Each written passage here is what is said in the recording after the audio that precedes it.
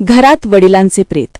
मुलीने दिला 10वीचा पेपर. शिक्षणाधिकारी जगताप यांनी स्वतः परीक्षा केंद्रावर जाऊन धनश्रीला दिला धीर. सोलापूर येथील शरदचंद्र पवार प्रशाला या शाळेमध्ये धनश्री भिकाजी पवार ही विद्यार्थिनी इयत्ता 10वीचा वर्गात शिकत आहे. शुक्रवारी 10वीचा मराठीचा पहिला पेपर होता. धनश्रीने चांगला अभ्यास केलेला, परंतु तिचे वडील भिकाजी पवार यांचे सकाळी अल्पशा आजाराने दुःखद निधन झाले. घरातील सर्व सदस्यावर दुःखाचा डोंगर कोसळला.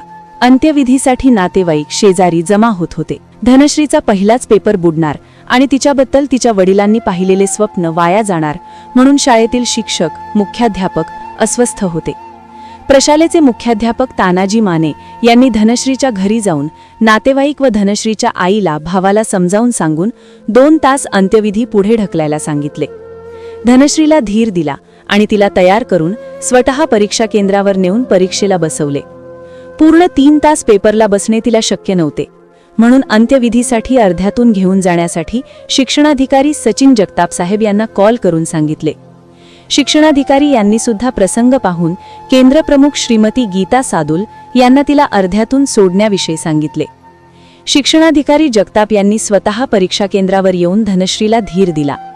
1.5 तास पेपर लिहिल्यानंतर पुन्हा मुख्याध्यापक तानाजी माने यांनी तिला संतोष लोंढे या सेवकाच्या गाडीवर अंत्यविधीला आणले. धनश्रीच्या या धैर्यामुळे नातेवाईक, शेजारी, शिक्षक, मुख्याध्यापक, संस्थाचालक या सर्वांचेच डोळे पाणावले. हा आपला हक्काचा चॅनल एजी न्यूज. संपादक अंबादास गज्जर. या यूट्यूब चॅनलला लाईक करा, शेअर करा, सबस्क्राईब करा. संपर्क 94 92 37 68 92.